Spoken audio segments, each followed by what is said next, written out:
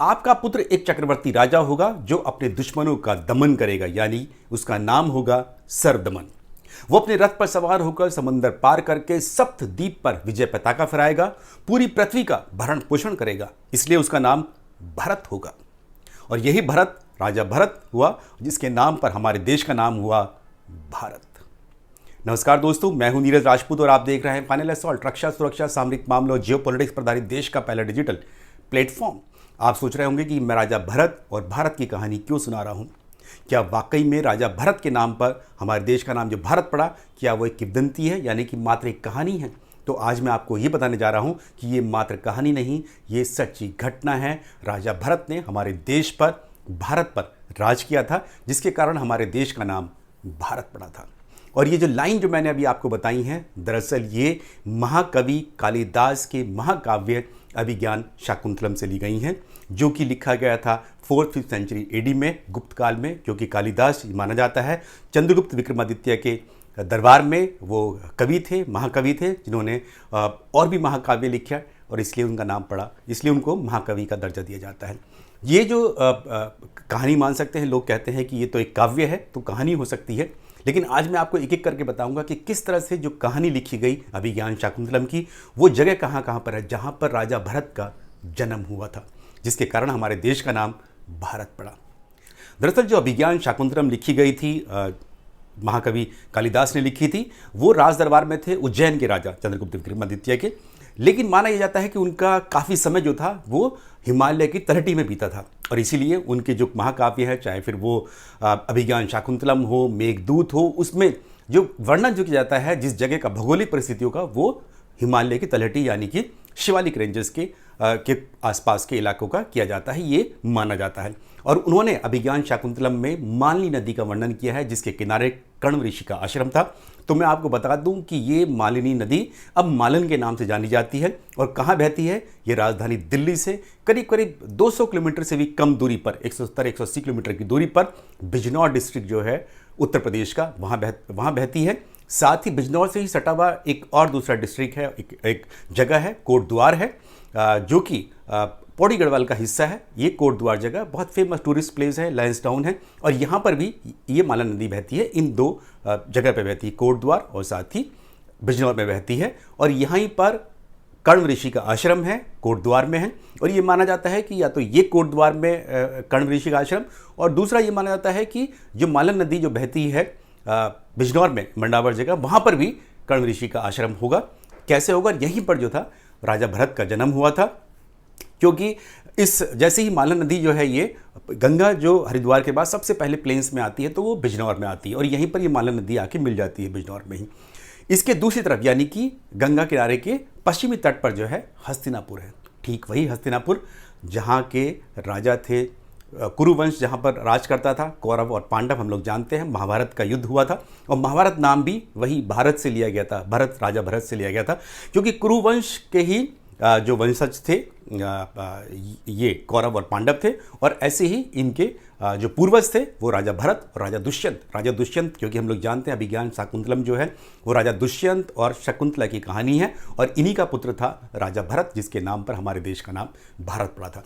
तो हस्तिनापुर पश्चिम दिशा में हुआ, गंगा नदी के किनारे बिजनौर डिस्ट्रिक्ट के, और अभी भी हस्तिनापुर है। और यहाँ पर जो एक्सकेवेशन किया आर्कियोलॉजिकल सर्वे ऑफ इंडिया ने, तो यहाँ पर 4000-5000 साल पुराने जो थे यहाँ पर अवशेष मिले, पॉटरीज मिली, यहाँ पर किलानुमा भी एक आर्किटेक्चर जो है, स्ट्रक्चर जो है यहाँ पर मिला है, जिससे लगता है कि ये उस वक्त का ही किला रहा होगा।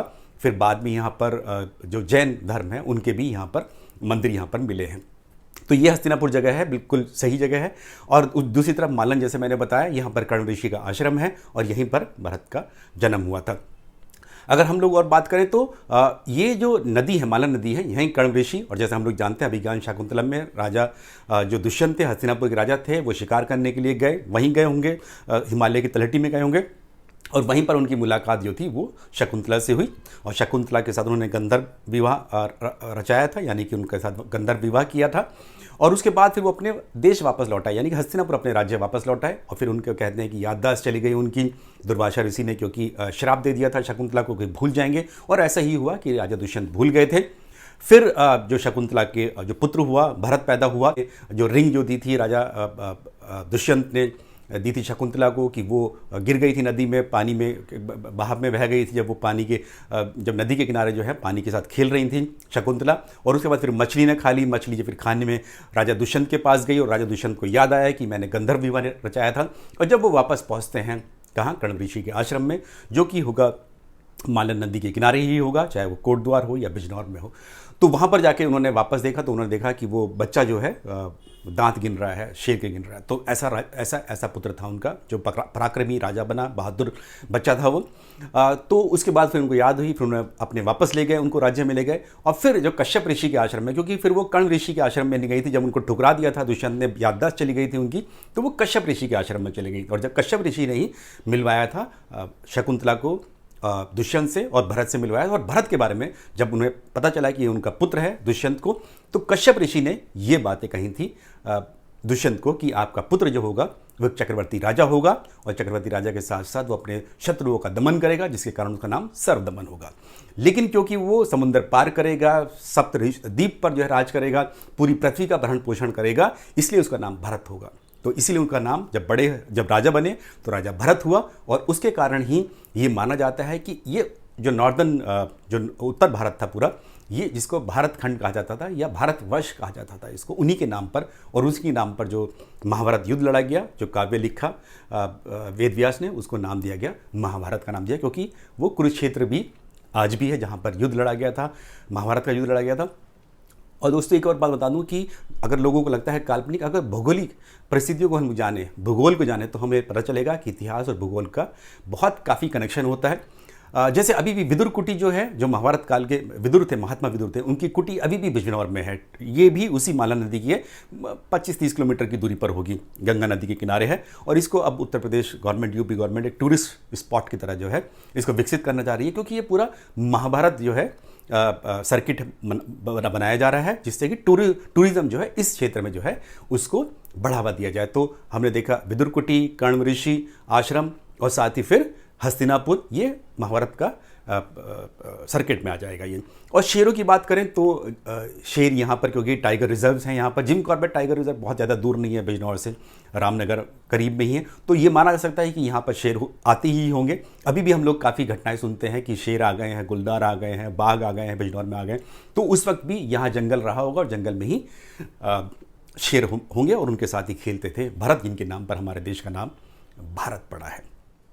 अब जब हमारे देश का नाम भारत था तो फिर ये इंडिया कहाँ से आया? तो मैं आपको बता दूं कि 4th और 5th सेंचुरी बीसी में यानी कि चंद्रगुप्त मौर्य के टाइम में, अशोका के टाइम में, जब ग्रीक्स, जो यूनान के जो राजा थे, सिकंदर, अलेक्जेंडर जिनको कहा जाता है, या और दूसरे जो राजा आए, सेल्यूकस आया था, लड़ाई लड़ने के लिए आया था, भारत में आया था। जब ये भारत में आए तो इनको, क्योंकि सिंधु नदी पार करनी होती थी, सिंधु नदी जैसे हम लोग जानते हैं तिब्बत से निकलती है, लद्दाख जाती है, लद्दाख से फिर वो पाकिस्तान में, जो आज का पाकिस्तान है, जो उस वक्त जो है भारत का ही, भारतवर्ष का हिस्सा था, तो वहाँ बहती थी ये सिंधु नदी। तो सिंधु नदी क्रॉस करनी पड़ती थी आपको, जब अफगानिस्तान से आएंगे, ईरान से आएंगे, पर्शिया से आएंगे, आप यूनान से आएंगे, और अलेक्जेंडर ऐसे ही आया था। और उसके बाद उन्होंने सिंधु नदी क्रॉस की, क्योंकि सिंधु एस वर्ड जो था वो ग्रीक में ये माना जाता है कि था नहीं, तो वो सिंधु वर्ड को प्रोनाउंस नहीं कर पाते थे, इसलिए उन्होंने उसको इंडू बोलना स्टार्ट कर दिया, और इंडू से ही इंडिया निकल कर आया बाद में। और जो मेगिस्थनीस था, जो चंद्रगुप्त मौर्य के दरबार में जिसको भेजा गया था, जो रहता था वहाँ पर, उसने बुक लिखी थी, उस वक्त लिखी थी, और उसने बुक का नाम दिया इंडिका। और वहीं से फिर जो है, जो यहाँ के लोग थे, भारतवर्ष के लोग थे, इनको जो यूरोपियंस थे, यानी ग्रीक्स थे, यूनान के लोग, रोमन्स और यूरोप के लोग, सभी लोग जो थे वो इंडिया कहने लगे, और उसके बाद यही नाम आया। हालांकि जो इंडिका बुक है वो आज तक नहीं मिल पाई है। बाद के जो यूनान के यानी कि ग्रीस के जो लेखक हुए, उन्होंने अपनी अपनी पुस्तकों में रेफरेंस दिया इंडिका का नाम, मेगिस्थनीज के इंडिका का, और इसीलिए हमें बहुत जानकारी होती मौर्य पीरियड की, अशोका के बारे में, वो पता चल पाई हमें ग्रीक लिटरेचर से हमें पता चल पाया कि यहाँ पर एक बड़ा राजा था, चंद्रगुप्त मौर्य था, अशोका था, जिनका बहुत बड़ा एम्पायर था जो अफगानिस्तान तक फैला हुआ था। और इसीलिए भारतवर्ष का नाम मिलता है हमें कि भारतवर्ष जो था एक बड़ा कॉन्टिनेंट था ये, जैसे कि अभी भी इंडियन सब कॉन्टिनेंट मानते हैं इसको, तो उसमें भारत तो था ही था, पाकिस्तान भी था उसमें, पाकिस्तान के साथ साथ श्रीलंका भी था उसमें, बांग्लादेश भी था उसमें, नेपाल का हिस्सा भी हो सकता है, क्योंकि लुम्बिनी जो थी, जहाँ पर जन्म हुआ था महात्मा बुद्ध का, भगवान बुद्ध का, वो उनका जो राज्य था वो बिहार, आज का जो बिहार है वहाँ था, लेकिन उनकी माँ जो थी जंगल में गई थी लुम्बिनी में, तो वहाँ जन्म हुआ था। तो इसलिए मान सकते हैं अब ये आज के टाइम में ये पूरी तरह से नेपाल का हिस्सा है लुम्बिनी जो है। तो इसलिए ये माना जाता है कि ये पूरा भारतवर्ष था और इसीलिए भारतवर्ष का नाम दिया गया। लेकिन बीच में जो लोग थे वो इंडिया नाम भूल गए थे। जब इस्लामिक इन्वेडर्स हमारे देश में आए, उन्होंने यहाँ पर आक्रमण किया, तो उन्होंने जो हिंदुओं के नाम से, क्योंकि यहाँ पर हिंदू रिलीजन जो थी वो डोमिनेंट थी, बुद्धिस्ट के साथ साथ, बुद्धिज़्म के साथ साथ जैनिज़्म के साथ साथ, तो उन्होंने इसको हिंद बोलना स्टार्ट कर दिया यहाँ के लोगों को, और हिंदुओं को इस पूरे इलाके को हिंद नाम दे दिया उन्होंने। जैसे अल-बिरूनी ने किताब भी लिखी तो उसमें हिंद नाम दिया उसने, किताबुल हिंद नाम दिया उसने, और इंडिया के बारे में सब कुछ लिखा। तो जो मुस्लिम इन्वेडर्स थे, इस्लामिक इन्वेडर्स थे, उन्होंने यहाँ को जो है हिंदुस्तान नाम दे दिया, हिंद महासागर नाम दे दिया उन्होंने, जैसे हम लोग जानते हैं ओशियन को, इंडियन ओशन को। तो ये नाम हुआ, 3 नाम ये हुए। और उसके बाद जब अंग्रेज आए तो वो, क्योंकि वो ग्रीक और रोमन जो कल्चर था उसको साथ लेकर आ रहे थे, उन्होंने पढ़ा था, लिटरेचर पढ़ा था, इसलिए उन्होंने इंडिया नाम देना शुरू कर दिया। तो 18वीं और 19वीं सदी में हमारे देश का नाम इंडिया हो गया, इसीलिए ज़्यादा नाम इंडिया हो गया। और फिर जब देश आज़ाद हुआ तो कॉन्स्टिट्यूशन में लिखा गया इंडिया, दैट इज़ भारत। हालांकि कहीं कहीं पर जगह पर ये 3 नाम हो गए हमारे देश के, भारत, भारतवर्ष हो गया, उसके बाद फिर हिंदुस्तान हो गया, और उसके बाद फिर हुआ इंडिया हुआ। लेकिन कहीं कहीं पर नाम आर्यव्रत भी मिलता है और कहीं कहीं जम्बूद्वीप भी मिलता है। जम्बूद्वीप हमने देखा है कि इंस्क्रिप्शन में जो है, हाथीगुम्बा इंस्क्रिप्शन है जो बहुत पुराना है, हज़ारों साल पुराना, उसमें जम्बूद्वीप नाम आता है। अशोका के जो इंस्क्रिप्शन थे उनमें भी जम्बूद्वीप नाम आता है। जम्बूद्वीप, द्वीप यानी आइलैंड, और जम्बू हो सकता है कि जो जामुन के ट्रीज़ यहाँ पर बहुत होते थे, इसलिए इसका नाम जम्बूद्वीप। और एक बात और, भारत जो वर्ड है वो हमारे पुराण में तो मिलता ही है, विष्णु पुराण में, वायु पुराण में नाम मिलता है, भारत का नाम मिलता है, और जिसमें बताया गया कि हिमालय से लेकर साउथ में समुद्र तक ये पूरा जो एरिया है ये भारतवर्ष का है। लेकिन ऋग्वेद जो सबसे पुराना वेद है हमारी कल्चर का, हमारी जो सभ्यता का, उसमें भी नाम भारत जो है एक ट्राइब का नाम आता है, एक कम्युनिटी का नाम आता है। तो हो सकता है कि इसीलिए हमारे देश का नाम भारत हो या भारतवर्ष हो। लेकिन सबसे ज़्यादा जो माना जाता है वो राजा भरत की कहानी के बारे में माना जाता है कि राजा भरत हुए थे, उनके नाम पर ही इस एरिया का, इस कॉन्टिनेंट का, सब कॉन्टिनेंट का नाम भारत पड़ा था। मैं आपको ये इसलिए बता रहा हूँ क्योंकि जहाँ पर राजा भरत का जन्म हुआ था, बिजनौर, वहीं पर उसी डिस्ट्रिक्ट में मेरा जन्म भी हुआ है। धन्यवाद। जय हिंद।